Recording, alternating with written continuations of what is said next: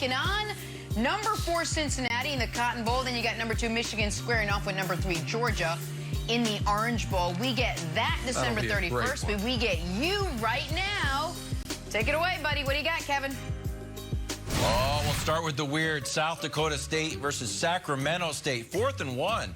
A little over a minute left. Look at this. The old classic acting class. Oh, you were paying attention. You were looking at the top of the screen, weren't you?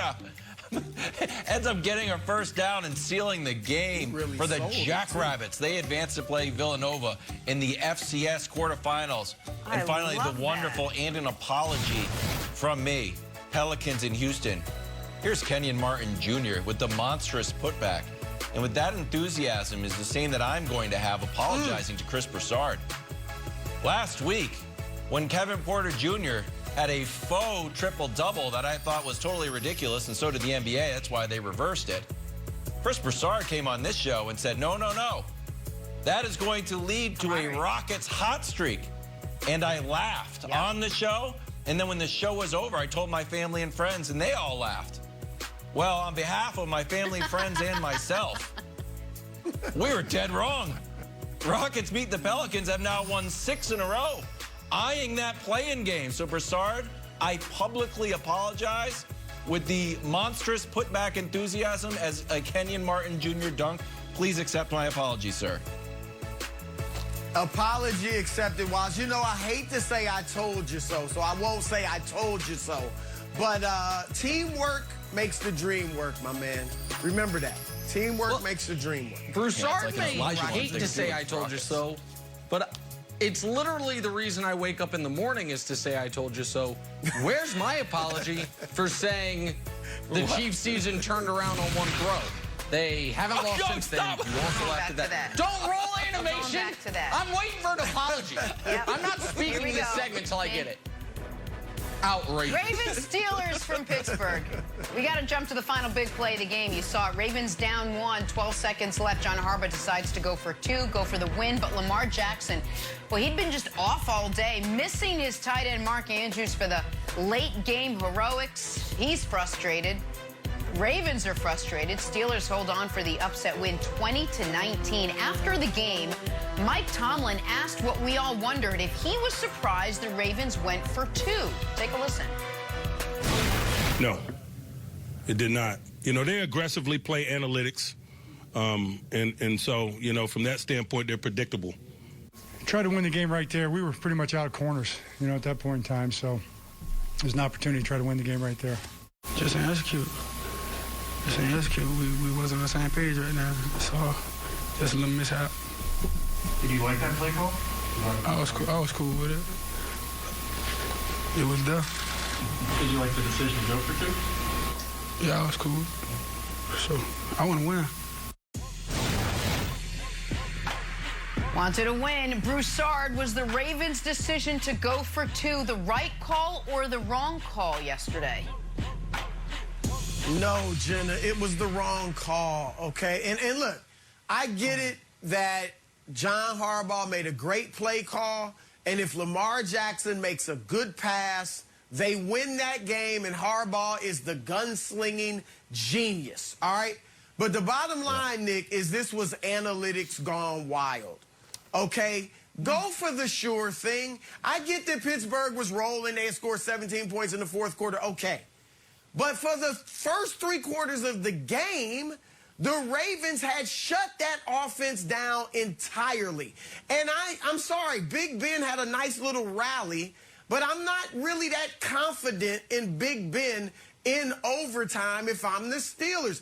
Now, you can say that Pittsburgh had all the momentum, and I can say, no, the Ravens took the momentum away from them by marching, 60 yards in a minute and a half, quieted the home crowd. They would have had the momentum in overtime. And here's the thing. Okay, maybe you would have lost in overtime. Maybe you would have won. Maybe you would have tied.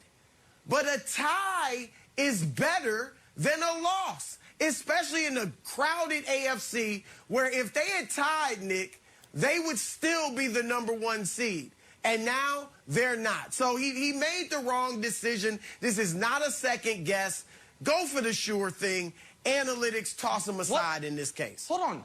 I'm just curious. He had a good. What's the sure thing? The sure thing is the extra point Is a tie, that at least a guarantees tie. you. Is overtime. That guarantees you what? No, it doesn't. It guarantees you overtime. The sure thing Yes. that you are advocating for is to guarantee yourself overtime, which guarantees you absolutely nothing. If the Ravens were clearly and demonstrably the better team, with clearly and demonstrably the better kicker, then fine, kick the extra point. Neither is true. Now, Justin Tucker's the best kicker of all time. Fantastic. This yes. year, Chris Boswell's been the best kicker in football.